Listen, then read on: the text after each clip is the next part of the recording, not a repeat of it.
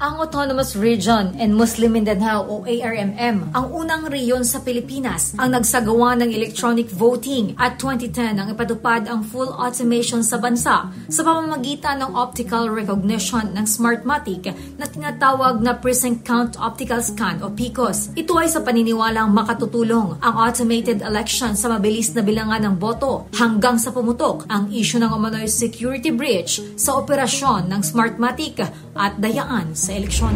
Meron pa ba tayong tiwala ng ating boto sa susunod na halalan ay mabibilang ng tama? 75% of voting machines will fail. Or, yung nangyari sa Congo, 45.01% of the polling places will experience issues. What is a construction company doing in involving itself in election systems? Inulan ng kaliwat ka ng pagtutol at question mula sa mga poll watchdog at mga mababatas ang Miro Systems, isang South Korean technology company na ipinalit sa Smartmatic Corporation bilang electoral provider ng Pilipinas sa 2025. Naging questionable ang kredibilidad at integridad ng Miro na malaki ang epekto sa magiging resulta ng halalan dahil sa kapalpakan ng sistema na wala umanong pinagkaiba sa Smartmatic. Halimbawa na lamang ang pagkakasangkot ng kumpanya sa mga anomalya sa halalan tulad ng nangyari sa Democratic Republic of Congo at Iraq noong 2018. Marami na siyang sala sa taong bayan sa ibang bansa, halimbawa sa Iraq kung saan nagkaroon ng failure of election. Para sa mga miyembro ng House Committee on Suffrage and Electoral Reforms, hindi katanggap-tanggap ang tila minadaling pagbibigay ng 17.9 billion pesos na poll automation sa South Korean firm.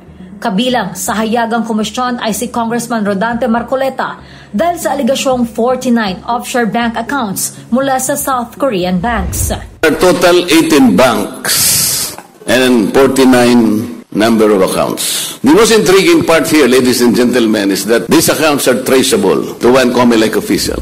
Isang paper trail naman ang inilabas ng kampo ni dating Caloocan 2nd District Representative Edgar Irice na umano'y suhol kay COMELEC Chairman George Garcia. Nakalagay po doon na isang COMELEC officials ang nakatanggap ng $1,000,000 mula sa South Korea, allegedly from Miro. Bagay na pinasinungalingan ni Chairman Garcia. Huwag po siya mag-alala dahil sasagutin naman namin. Ang medyo kabahan siya, yung kaso ipapile ng COMELEC o ipapile ko kapag napatunayan kong fake lahat ng mga accounts na ito. Dahilan naman para ipanawagan ng iba't ibang grupo na ibasura ang kontrata ng Miro. Korupsyon sa COMELEC! Kontrata ng Miro! Ibasura! Ibasura! Kontrata ng Miro! March 11, 2024, pinirmahan ang kontrata sa pagitan ng poll body at ng Miro na nagkakahalagang 17.9 billion pesos. Sa kasalukuyan, questionable pa rin para sa iba't ibang grupo at opisyal ang desisyon sa pagpapalit ng electoral provider ng bansa. Pero paliwanag ng COMELEC, malinaw po doon sa mga dokumentong nakuha namin at nakausap po namin kung saan sila mismo ang nag-certify na maayos po nagawa ang halalan. Dako rin po tayo sa Congo. Ganon din po ang nakita namin mula sa mga dokumento na nakalap namin. Successfully perform ang halalan. Miro as a company actually conducted 5 elections in South Korea. As far as the issue of Congo is concerned, we already talked to the president of the Congo Electoral Commission. Misinformations and news going around are actually against Miro but hindi po totoo. Pero sa kabila nito, naniniwala ang People's International Observers Mission o PIOM